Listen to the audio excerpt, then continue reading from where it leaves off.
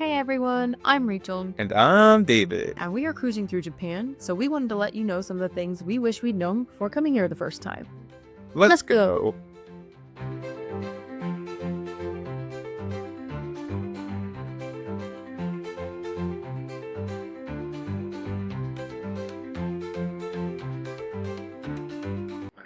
The first thing we want to talk about is walking.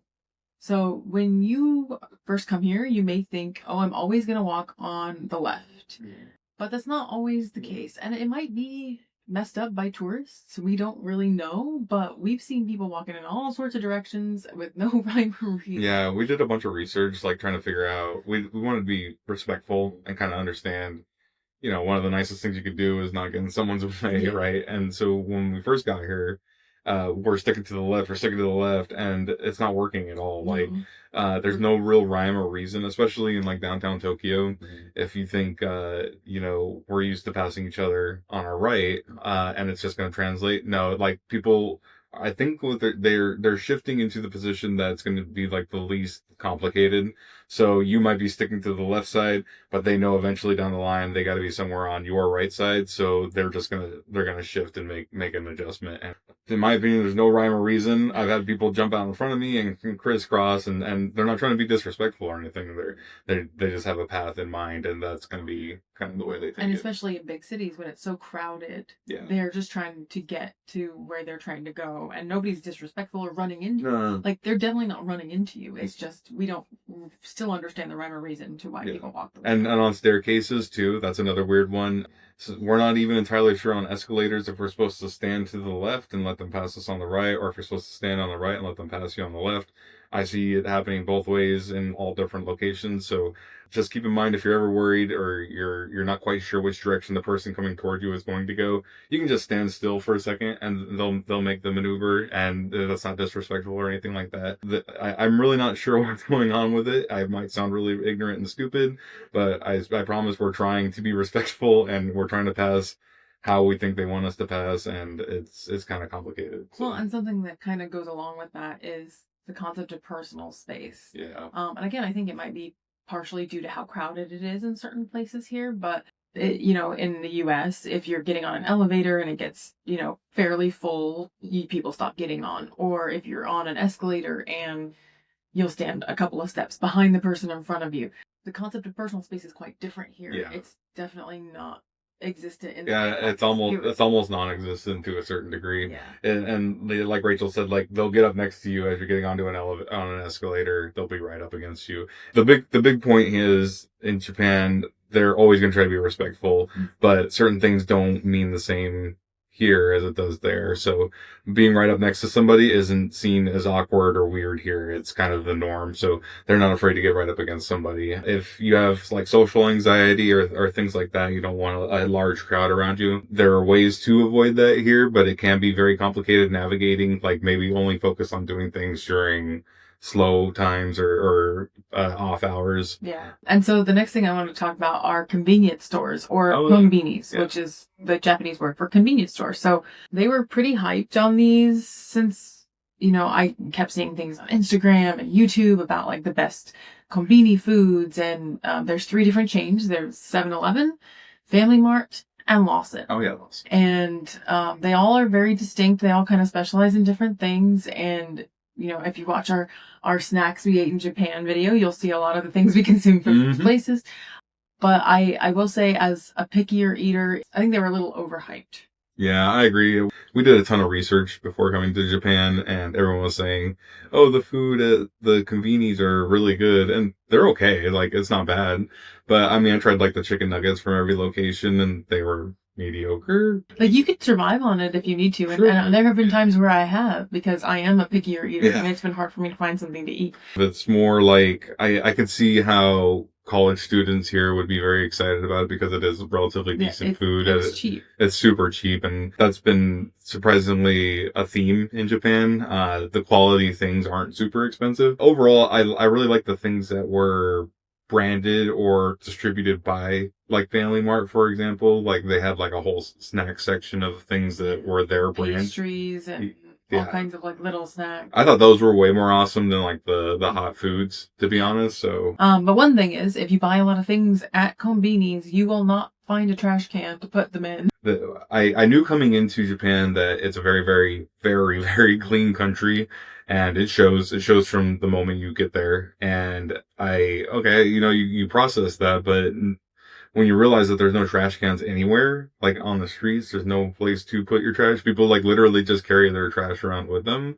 That was kind of a culture shock in a weird way to me. We're clean people and we always throw our trash away. We never leave trash anywhere, but there's no trash cans anywhere. So yeah, and there aren't even specks of things on the ground. I feel like the sidewalk has nothing on it. It's clean. Everything is clean. It's super clean and I understand that that's like a cultural thing for them, right? Like they take a lot of pride in keeping the country clean, but it's weird to me that they don't facilitate that process by providing them with trash cans that are emptied regularly or anything like that. And there's a historical reason. There was some dark history stuff that happened that made them not use trash cans anymore. And so that's kind of why they don't exist. It's hard to believe that a country can be so clean and then they don't not have any trash cans for people to throw things away with.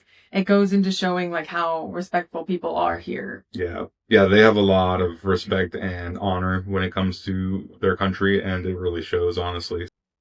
The next thing is transportation wasn't really an issue, and you can get transportation any way you want. There's tons of trains and buses and public transportation, but also Uber worked really well for us. I was going to say, if you're doing research and you know about the train system, it can be incredibly intimidating.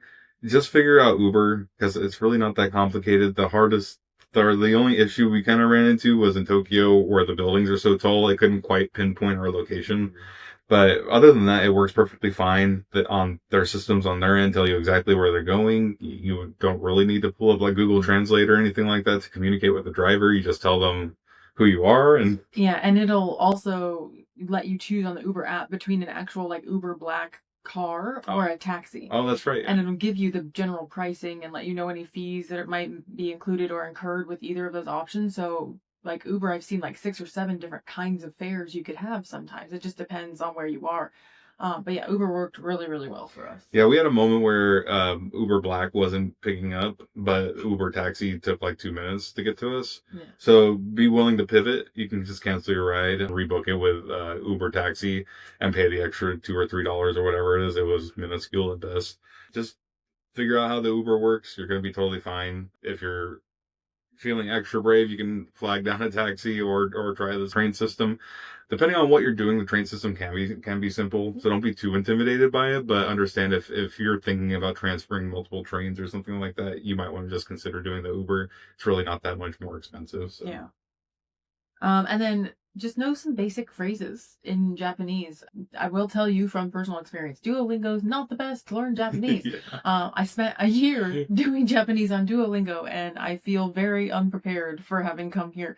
But knowing how to say hello, goodbye, thank you, excuse me, those are all very, very important things to know. Just putting forth any kind of effort into understanding another country's language, that's like one of the nicest things you can do to kind of express like, hey, thank you for letting me come to your country. I'm not saying you need to learn that phrase specifically, but just even saying hello to somebody in their own language, that takes a lot of effort, and I think that really takes it to the next step.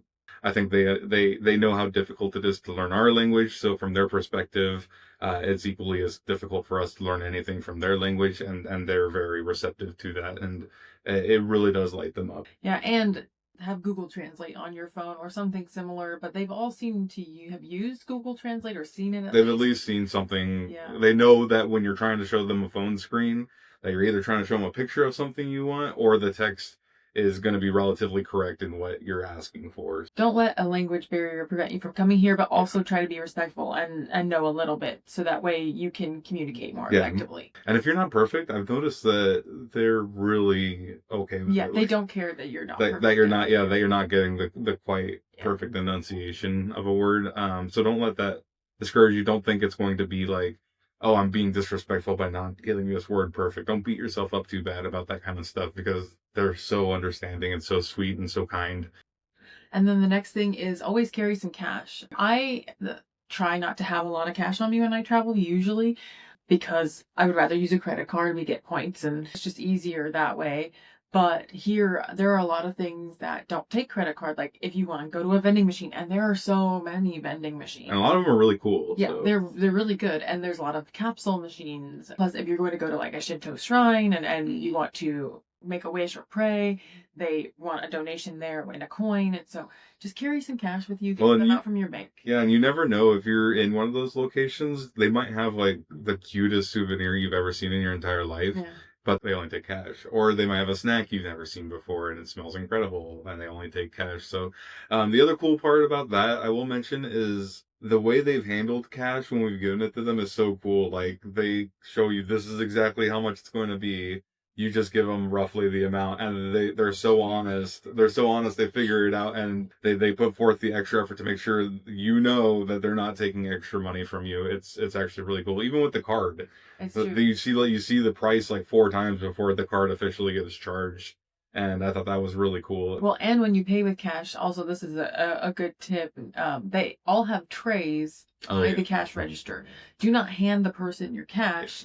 Put it in the tray. Then they will take the tray. They will make whatever change or whatever they need to do, and they will give you your change back in the tray with your receipt. So that is one thing that they it's a sign of respect not to hand somebody something. Yeah. And so they'll just give it back to you that way. And to piggyback off of that a little bit, if you're ever doing like an official tour or something like that, and you know, you're working with the tourism industry and you're not really sure how tipping is going to work or anything like that, we think it's best to just put, if you really want to tip, just put it in an envelope, and you can give them the envelope and just say that you appreciated what they've done and what they've shown you, and thank you for showing us your beautiful country. We're still not sure if you're really not supposed to tip, but we're doing long tours. We're talking like 9-hour tours, and I don't personally feel right not tipping in that situation. Well, especially because some of the guys we've had have been amazing. Yeah. And if you're really, really worried about it, just ask them, is it okay?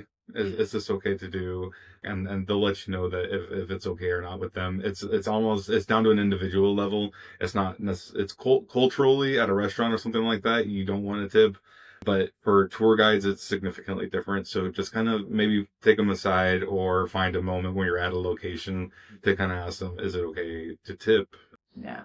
And that kind of leads into the people just in general. Yeah. I think I didn't really know what to expect coming here. I didn't really have any expectations, I guess, to be honest. But the people of Japan have been so amazing. Every place we go, people are smiling and waving and excited to see tourists, which is, it's a welcome thing, because a lot of the places that we go, you know, it doesn't always feel that way, that they're excited for a tourist to be there, but even just people on the street are like, they seem fine that there's just hordes of people coming off a cruise ship to invade their town. So the people here are just so sweet and so kind and so respectful of each other and of you and of the fact that you're coming there to spend your money in their economy. It's been so delightful. Yeah, and I'll say, like, I knew a little bit about Japanese culture as a whole coming into this. And honestly, like, the YouTubers, us included, like, we can't do it justice, like, what the Japanese people are like. It's too hard to describe. Mm-hmm. They're so unique, and they're so proud. They have endured so much through history. These people are, like, battle-hardened, and they've been built differently. Their charisma and their happiness levels, it all comes together and makes, like, this really, really unique kind of people. Well, but they also find the joy in the simple things. They really do. And that's like something that I love.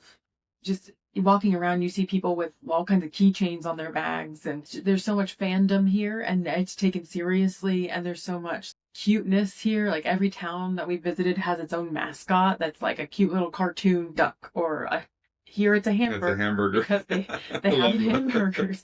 But it just, I don't know, there's just a sense of wonder throughout the entire country that I've really appreciated. And just every encounter we've had with a Japanese person, they just seem so happy that we're here, and they seem happy to be where they are.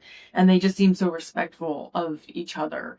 We've been on public transportation and it was so quiet. Yeah. I really appreciate that. Yeah, it's interesting. That's so different. everybody respects the rules here. I think that's the thing. Like, that's another thing. yeah, if you're on on a train or something, people aren't talking. People Well, you aren't don't. bringing food and drink. Well, yeah, you won't see someone jaywalk. Like they go to the crosswalk. They go to the crosswalk and they wait for they'll wait. Yeah. the green signal to come. Like, Yep. even if there's no cars coming, you should not step out. Yeah, we've heard one car horn since we've been in Japan. Yeah. Like, they don't honk at each other. They don't honk at each other. And we were in Tokyo. I mean, like, yeah, we were in we've downtown been in Tokyo. Big cities. It's just so jarring, but like in a great way. Yeah. Again, like, we can't really properly explain what it's like. It's so surreal in a weird way, in a beautiful way. It's so different. And to watch like an adult explode with joy because, you know, Mickey Mouse came on stage or whatever is like, it like brings a smile to my face. I don't know, again, like you mentioned it, like the joyous nature of the Japanese really shines, and I think it really makes this place special. I can't wait to come back. I think it's just an amazingly beautiful country. I think the people are stunning and just so pretty and so handsome and all the nice things you can say. Very good care of himself. They really do, and I can't emphasize enough just how grateful I am to have had the opportunity to meet some of these people and really experience this country. Honestly, yeah. No, I agree. It's been beyond, like I said, I didn't really have many expectations, but it's been beyond any expectation I did. And, you know, leading up to the trip, my Instagram feed was almost entirely like reels and stuff of influencers in Japan because, like, you know how the algorithms work. And so I was kind of concerned that whatever that perception is would not, like, my experience would not live up to that perception. But honestly, it's far exceeded it. We've just had so much fun. We've met so many interesting people, seen so many beautiful, interesting things.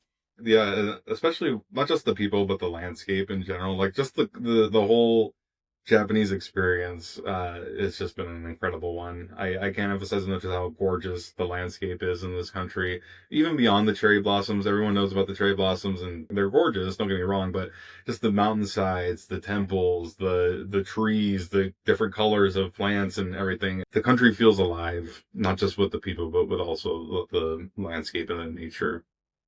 Well, what do you think? Have you been to Japan? Do you want to come to Japan? Do you have any questions that we might not have answered? Let us know in the comments. And if you enjoyed this video and want to see more travel content from us, please like the video and subscribe to our channel on YouTube.